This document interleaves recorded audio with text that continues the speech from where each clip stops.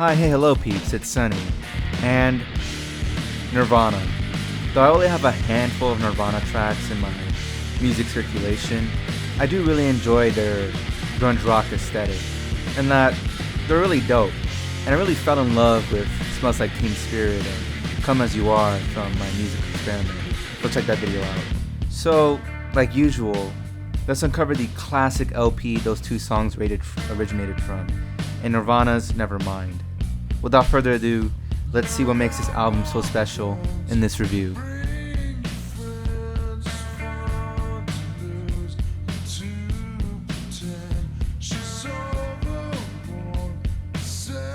Nirvana is obviously a legendary rock band, especially in the grunge alternative rock scene, and after many complications such as losing their drummer, only to gain a new one, switching to a new label, and looking for a producer, they eventually got into producing Nevermind, with the mindset of channeling emotions from humor and being disturbing with many ideals.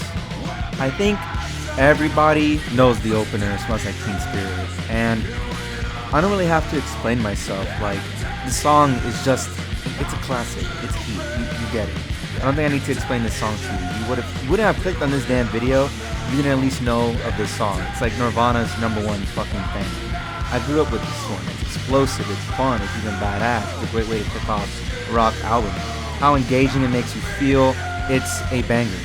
In Bloom greatly continues off as it's much more toned down. It continues the same energy already established, and focusing on a man who likes to fit in, yet will end up pulling the trigger. And it's quite fun in its twisted instrumentation. Again, the other song we've talked about, Come As You Are, is just great. It's much more mature and even more toned down, yet is reserved with its explosive energy.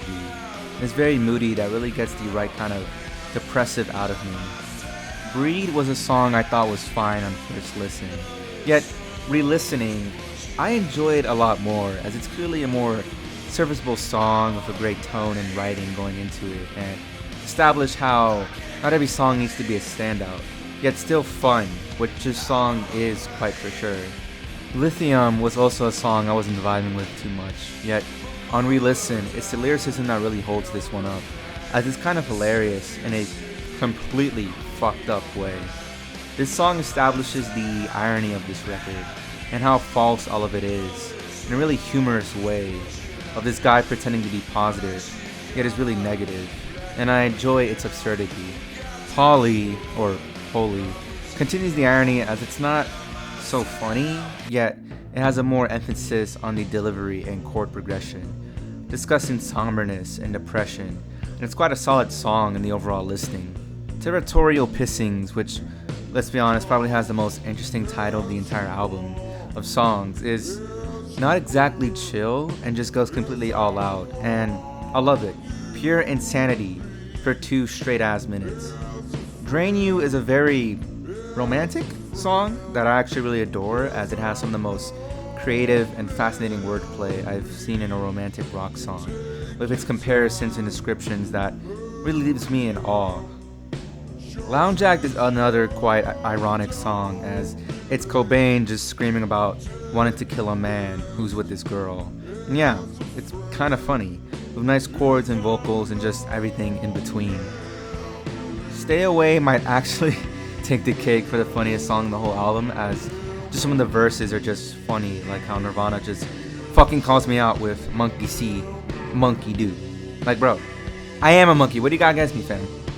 And then just the end, like the way it just ends with God is gay, like just, like what? Where is this fucking coming from? Like, this is actually kind of fucking hilarious when you really pay attention. On a Plane is just simple, and I adore it. It's just a nicely executed and simple song. I don't know what else to tell you, it's just that great. So great, I can't even explain it. There is a hidden track with Endless Nameless that is just a mesh of sounds for like a hot ass minute, and though I can understand most people's consensus, I personally like it. It's just weird as hell, and Nirvana just straight up saying fuck it, and I like it just for that. Then we have the closer, Something in the Way, that for those of you who enjoyed the Batman film know what's up, and as a song, Yeah, it's amazing. It's the perfect opposite of the entire album thus far. It has little depressive moments, ironic humor, and explosive madness to close with such a depressing, dark, and dire closer of a song that is greatly conveyed and will get anyone who listens to it in a mood. And as a closer, yeah, it's great and shows why this album is so special as a whole. I think to me, I didn't really feel what made this album so complex and deep. And I think the reason why that is because it is those things with its ideals. It's just, for me, I mean, they came off as simple because I already acknowledge these ideals myself. It's already second nature to me, and I love that once realizing it. So much more because of that, and even when you remove its hidden layers, what makes this an iconic LP is just that it's just a well made rock album. It doesn't even need to be deep to be good. It's just an entire collection of kick ass rock songs that never falter, from its fucked up yet ironic humor to its explosive and fun and grunge rock energy and its depressive moments. It's the perfect bipolar album, and I can say that with comedic effect, which its cover perfectly represents the album and its viewpoint of this baby underwater in a seemingly pool chasing after a dollar bill with a hook on it, representing how fucked this world is, and this album utilizing its concepts of anti-establishment, sexism, loneliness, sensitivity, and criticism to create an album that is both simple and complex. An album you just enjoy. Nirvana is always dope. Rock makes you cope. And it's been sunny and so long. Farewell and goodbye, my peeps.